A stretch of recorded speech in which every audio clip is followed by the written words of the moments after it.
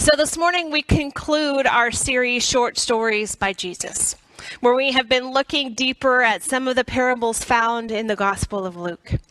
There is something about Jesus' parables, the way that he tells a story with multi-layered understanding, a hidden meaning for his disciples to decipher, that I just love.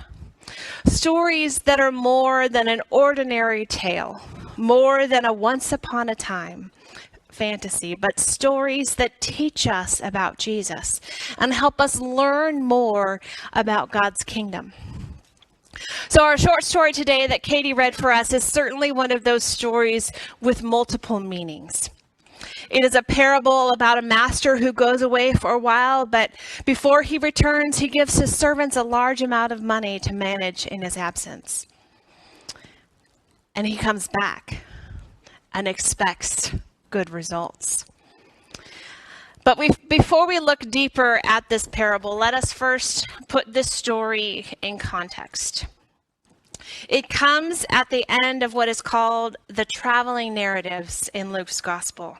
The traveling narratives are chapter 9 through 19, as Jesus and his disciples are traveling through the Judean countryside with their destination set to Jerusalem, where they will celebrate the Passover, and ultimately Jesus' journey to the cross will begin and end. 40% of Luke's gospel is devoted to Jesus on the way to Jerusalem, to the house of God, to the temple. And this parable is the final teaching before they reach the city. His triumphal entry, what we know as Palm Sunday, is the very next set of verses that follow this story. So this is a story that has two lessons to be gleaned. First, about God's kingdom, and second, about our role in the kingdom of God. So Luke sets the scene for the story very clearly, and he writes this. Well, he had their attention, and because they were getting close to Jerusalem by this time, an expectation was building that the kingdom of God would appear any minute, he told this story. There was once a man descended from a royal house who needed to make a long trip back to headquarters to get authorization for his rule and then return. But first he called 10 servants together, gave them a sum of money, and instructed them, "Operate with this until I return." But the citizens there hated him, so they sent a commission with a signed petition to oppose his rule. "We don't want this man to rule us." So I think it is easy for us on this side of the resurrection to see Jesus in this story. He's a descendant from a royal house, going away for a while, and his eventual return, right? We know that Jesus is from the house of David. He goes away with the promise that he will return one day. He is a man of royal birth who goes away. Jesus has been preparing his disciples for his impending death, letting them know that he will be leaving them. He won't be here forever. And then there is also in this parable the story of those who despise him and speak against him. This, we know, is the Pharisees and the other religious rulers that fit this bill quite well. But Jesus is the opposite of this ruler. Jesus is not the ruler in this story. So as Jesus tells this story, his audience would have immediately thought about their context and about the ruler appointed over their region by the Romans. This was Herod Archelaus. He's the son of Herod the Great. And Herod the Great, we know, was awful. Herod Archelaus was even worse. He was a greedy and unjust ruler, one who usurped power and was despised by his constituents. This was the picture of the master in the parable, someone who only looked out for himself and didn't really care about those under his rule. Theologian Andy Culpepper wrote, "The greedy and vengeful king in the parable, who conforms to the contemporary pattern of kingship, serves as the antitype for Jesus' kingship. And the value of Jesus' kingdom is diametrically opposed to that of the kingdom in this parable." So we know it's talking a little bit about the kingdom of God, which is the here and now, but it is diametrically opposed to this kingdom that is being portrayed in this parable. But it is the second half of this story where Jesus emphasizes the task of those who follow him and answer the call to be a part of God's kingdom. His kingdom in the here and now and the not yet. Jesus' disciples were to invest themselves in the work of Christ, not out of fear that he may punish them, but because he awakened in them a deep sense of gratitude, hope, and trust. And so the story continues. When the man came back, bringing the authorization of his rule, he called those 10 servants to him, whom he had given the money, to find out what they had done. So again, before the master went away, he gave 10 servants were given 1 pound, or 1 mina, or 1 year's wages, which is a lot of money, to care for in the master's absence, to invest or spend or manage their property with. And upon his return, he called those servants to come and to account for what they had done. So we know, right? One doubled his money and was rewarded with trust because of his trustworthiness by being made governor of 10 towns. Another servant made 50% profit on his money and was put in charge of 5 towns. Now, we don't know what happened to all 7. We only get 3, because I think the third one ruined it for the others that came behind. I'm not quite sure. But the third servant returned the mina he was given. He gave back what he was given with no change. And the reason, he said, he kept it hidden in the cellar. To tell you the truth, he said, I was a little afraid. I know you have high standards and hate sloppiness, and don't suffer fools gladly.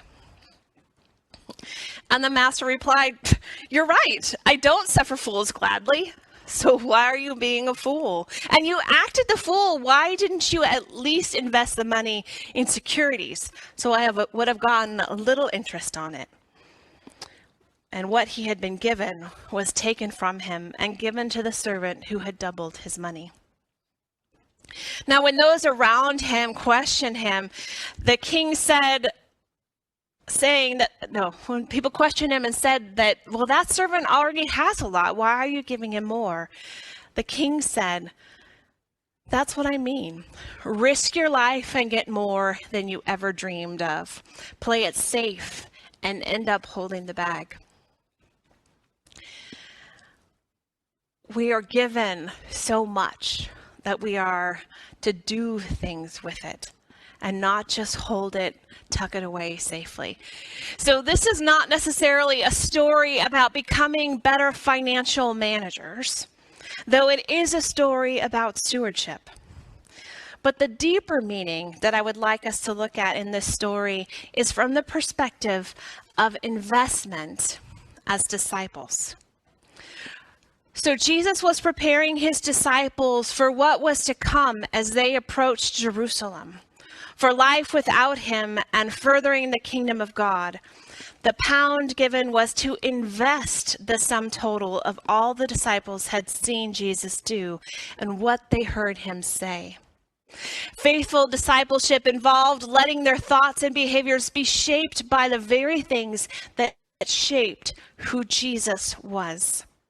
They were to invest themselves in the things that Jesus cared most about, until those things became second nature in their lives too.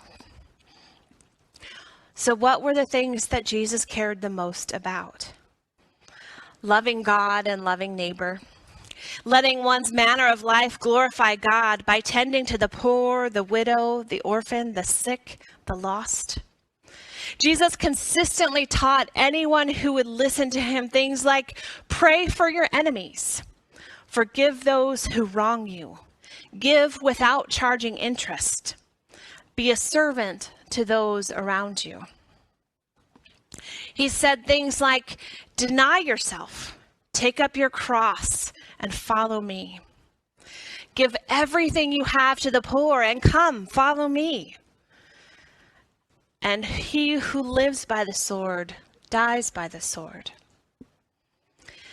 Being a disciple takes risk and sacrifice, stepping out and loving others. So this is a story also about faithfulness. Jesus, the true King, graciously and generously honors faithfulness. Right?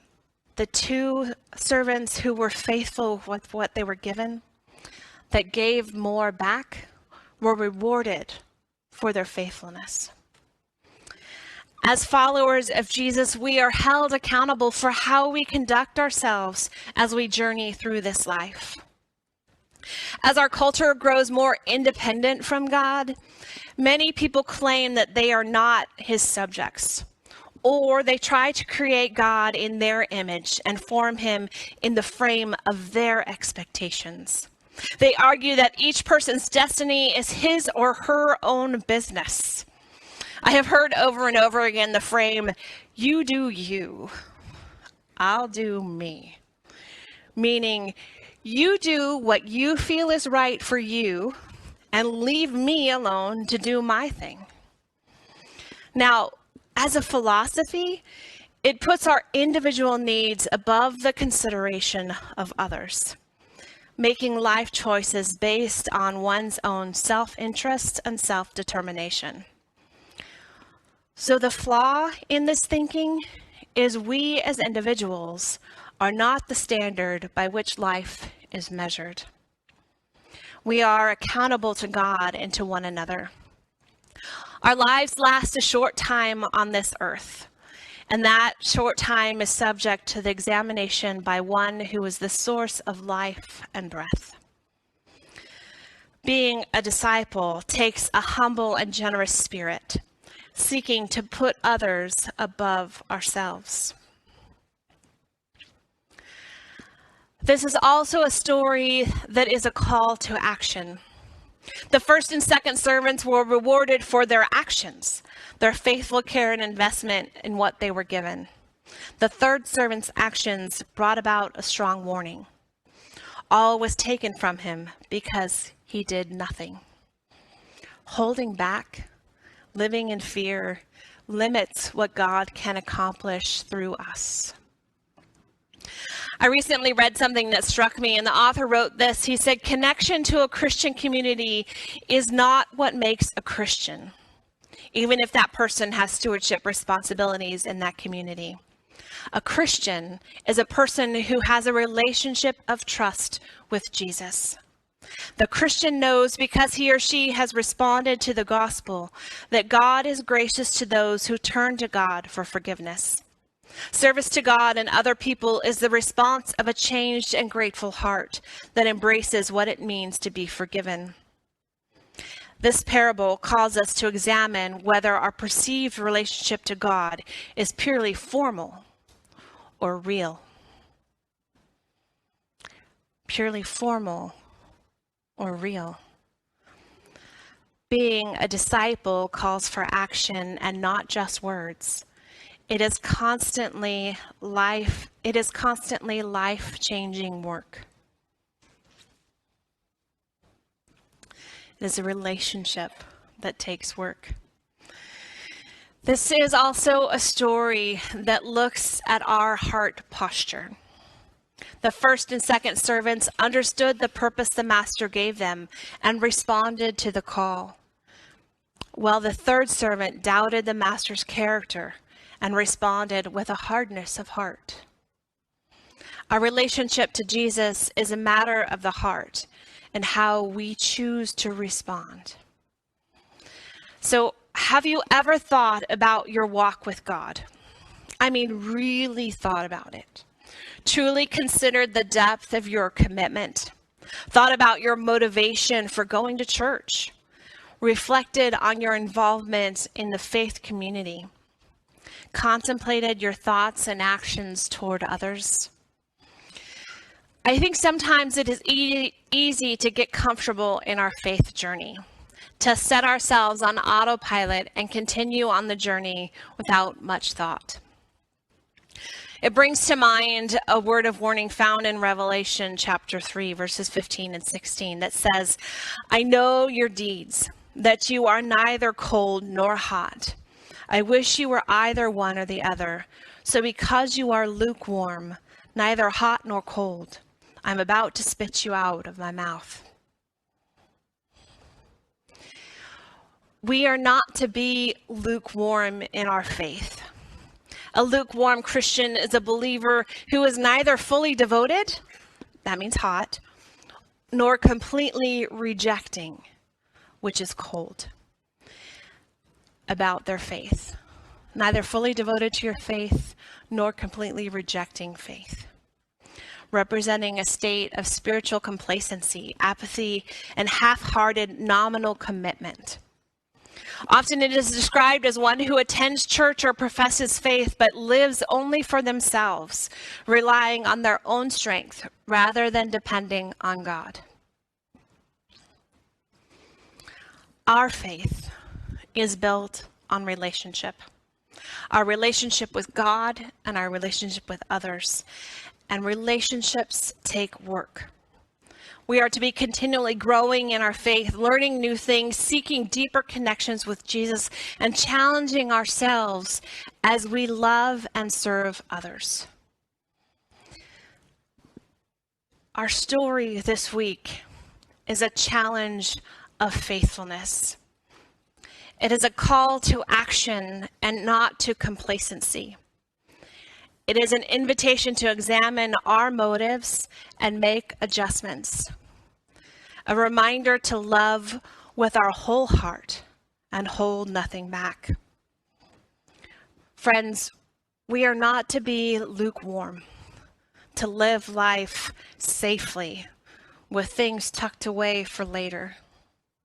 But instead, we are called to invest, to share, to give, to live our faith boldly.